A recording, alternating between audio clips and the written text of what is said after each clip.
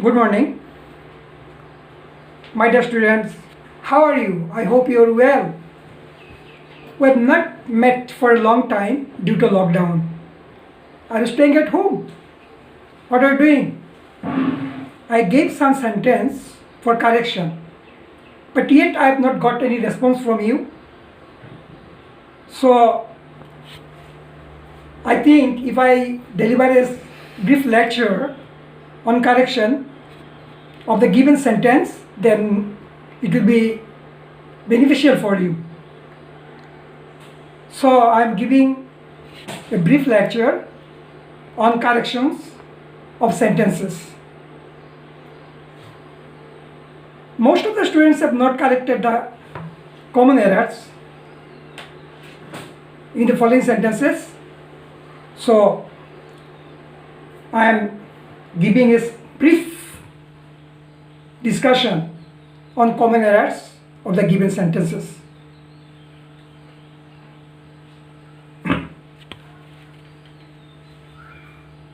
The first sentence was, my circumstance is bad. তো কিছু কিছু বাক্য আছে, there are some words যেগুলো these words are always used in plural number. তো সার্কামস্টেন্স যে শব্দ যেটা আছে এটা হবে সার্কামস্টেন্সেস, এবং সার্কামস্টেন্সেস হওয়ার সঙ্গে সঙ্গে এটা এখানে ইজ হবে না, third person plural number present tense, এই জন্য হবে মাই সার্কামস্টেন্সেস আর ব্যাড।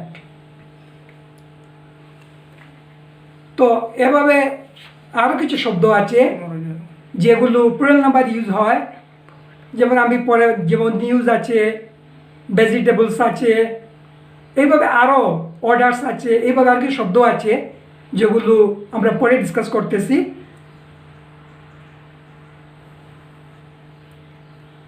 পরের বাক্য ছিল আই হ্যাভ টেকেন মাই মিল। এখানেও দেখা যাচ্ছে যে শব্দ যেটা আছে মিল, এটাও always used in plural number, কাজে এটা মিল না হবে মিলস। এই জন্য আমরা কীভাবে লিখবো, we have to write I have taken my meals, not মিল।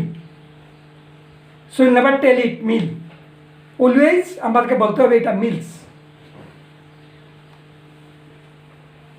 পরে আরেকটা বাক্য আছে যে there is no place in the bench. এখানে প্লেস বলতে সাধারণত আমরা কোনো জায়গা বুঝি, যেমন পূর্ব কীর্তাবন, লালা মালা, এই ধরনের কিছু একটা, কিন্তু কোনো একটা ঘরের জায়গা বা কোনো একটা বেঞ্চের জায়গা, যেটা এখানে প্লেস শব্দটা প্রয়োগ হবে না, এটা এখানে হবে রুম, আর double M room. There is no room in the bench. কাজে উড ইউ অ্যারেঞ্জ, যেমন এক্সাম্পল স্বরূপ আছে, would you arrange a room for me in your house. এখানে জায়গা বলতে এখানে রুম হয়, কাজেই এখানে তোমরা প্লেসের পরিবর্তে লিখবে room. There is no room in the bench. Next আরেকটা বাক্য আছে, I have a strong headache. দেখো এখানে অ্যাডজেক্টিভ যে শব্দটা দুষ্গুণ বোঝায়, যে শব্দ সেটাকে আমরা অ্যাডজেক্টিভ বলি। হেডেকটা এখানে যে অ্যাডজেক্টিভ ইউজ হচ্ছে, এখানে ভুল প্রয়োগ হচ্ছে। এখানে স্ট্রং না হবে bad, I have a bad headache. কাজেই তোমরা এখন আর বেশি মাথা ব্যথা হলে আর স্ট্রং হেডেক বলবে না, তোমরা বলবে I got a bad headache. ঠিক আছে? তারপরের বাক্য হচ্ছে মাই books, my all books are lost. এখানেও বাক্যের মধ্যে এলোপাতারি আছে, সঠিক শব্দের প্রয়োগ হয়নি, আগে সাবজেক্ট আসবে, এটা হবে all my books are lost. All my books are lost, my all book হবে না, all my books are lost. আশা করি বুঝতে পেরেছ। I think you understood. Let us go out for walk. পরের বাক্য, এখানে ওয়াক বলতে হাঁটা বোঝাচ্ছে না, এখানে বেড়ানো বোঝাচ্ছে। বেড়ানো বোঝাতে শুধু ওয়াক হবে না, এটা হবে a walk. I go for a walk বা let us go for a walk. বুঝতে পারলে? ওয়াক মানে হাঁটা, আই ওয়াক মানে আমি হাঁটি, আর I go for a walk বা you go for a walk, a walk যদি বলি এখানে আমরা ভ্রমণ বোঝায় বা ট্রেভেল বোঝায়। কাজে তোমরা যখন বেড়াতে যাবে তোমরা বলবে I am going for a walk, হ্যাঁ, I will go for a walk, এইভাবে বলবে। কারণ ওয়াক বললে শুধু হাঁটা, এটা শুধু বার হয়ে যাবে ওয়াকটা হলে। আর এ ওয়াক যদি হয়ে যায় সেটা ভ্রমণ বোঝাবে, এখানে নাউন হয়ে যাবে। কারণ এখানে গ হচ্ছে বা গ বেরোয়া, কাজে এ ওয়াক হচ্ছে ভ্রমণ। আশা করি বুঝতে পেরেছ। পরের বাক্য দেখো, আই হ্যাভ রিচড ইয়েস্টারডে। এখানে দেখো তোমরা কারেক্ট টেন্স পড়েছ যে প্রেজেন্ট পারফেক্ট টেন্সের পরে যদি অ্যাডভার্ব অফ টাইম যেটা থাকে পাস্ট টেন্সে থাকে তাহলে সেটা হয়ে যায় পাস্ট ইনডিফিনিট। কারণ আমি গতকাল গিয়াছি হবে না, বাংলাতেও গিয়েছিলাম, কাজে এটা ইয়েস্টারডে তাকায় যদিও এটা দেখা যাচ্ছে প্রেজেন্ট পারফেক্ট টেন্স, কিন্তু এটা হয়ে গেল পাস্ট ইনডিফিনিট টেন্স। তোমরা জানো যে পাস্ট ইনডিফিনিট টেন্সে আমরা কি করি, সাবজেক্টের পরে মূল ভার্বের পাস্ট টেন্সে রূপ বসাই, তারপরে প্রথমে সাবজেক্ট, তারপরে ভার্ব দিলাম, তারপরে এখানে আসে অ্যাডভার্ব অফ টাইম ইয়েস্টারডে। কাজে আমরা এটা হয়ে যাবে I reached yesterday. I have reached হবে না, কারণ যখন ইয়েস্টারডে আসে সেটা হয়ে গেল পাস্ট ইনডিফিনিট টেন্স। বুঝতে পেরেছ কীভাবে হলো? ইয়েস্টারডে থাকা হয়ে গেছে। কাজে আমি কি করেছি, আমি সাবজেক্টের পরে রিচ ভার্বের পাস্ট টেন্সের রূপ নিয়েছি, সাবজেক্টের পরে আমি রিচ ভার্বের পাস্ট টেন্সের রূপ নিয়েছি, তারপরে যেভাবে আছে অ্যাডভার্ব অফ টাইম ইয়েস্টারডে তার ঠিকই রইল। আশা করি বুঝতে পেরেছ। পরের বাক্যে দেখো, tell me how are you. এখানে অনেক ছাত্র মনে করে যে এটা বোধহয় ইন্টারোগেটিভ বাক্য, কিন্তু এখানে টেল মি তাকায় এটা হয়ে গেল ইম্পারেটিভ বাক্য। কাজে ইম্পারেটিভ বাক্য হলে সাবজেক্টের আগে কিন্তু অক্সিলারি ভার্ব বসবে না। কাজে আমরা অনেক স্টুডেন্টে মনে করে যে এটা ইন্টারোগেটিভ বাক্য, কিন্তু এখানে অনুরোধ করা হচ্ছে যে tell me how are you, যেটা কাজে টেল মি এটা হবে হাউ ইউ আর। কেন হলো? ইম্পারেটিভ বাক্যতে সাবজেক্টের পরে অক্সিলারি ভার্ব ব্যবহৃত হয়। বুঝতে পারলে?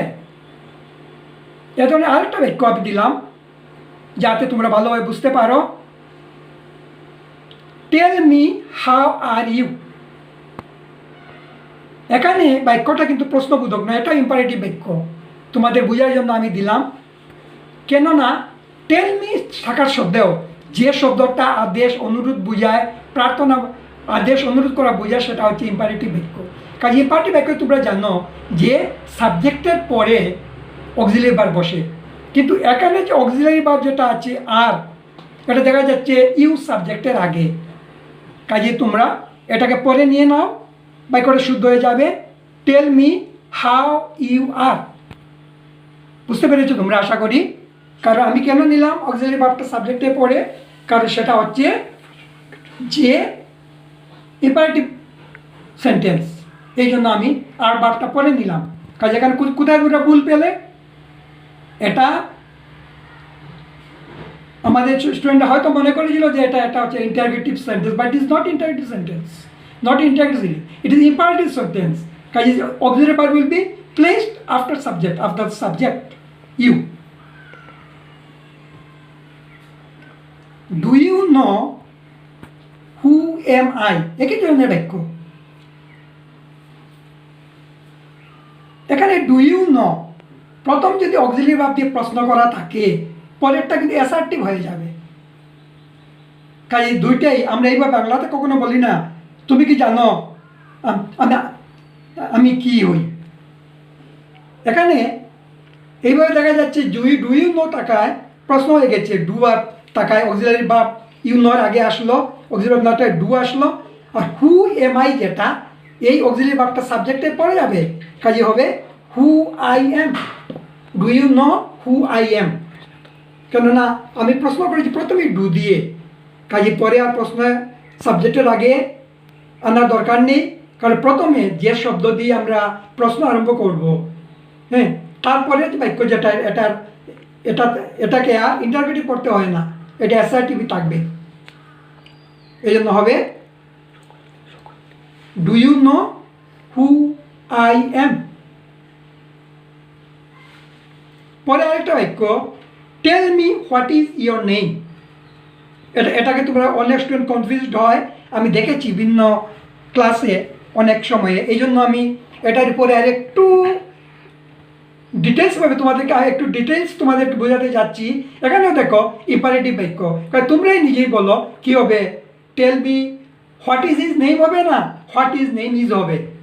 নিশ্চয় আমি আশা করি তোমরা আনসার দেবে tell me what his name is, কেননা এটা হচ্ছে ইম্পারেটিভ বাক্য। তো আমি যে I have delivered brief lecture on corrections of different sentences, আশা করি তোমরা বুঝতে পেরেছ। আমি তারপরে হোমওয়ার্ক দেব এই সেন্টেন্সগুলো বা যেগুলো দিয়েছিলাম আগে homework. I have not got full response from all the students, কাজে আমি I request all my peoples, if you feel any difficulty in any case, you will cooperate with me. I am ready to get your answer corrected, ready to engage me for your service. Thank you to all of my students. Thank you.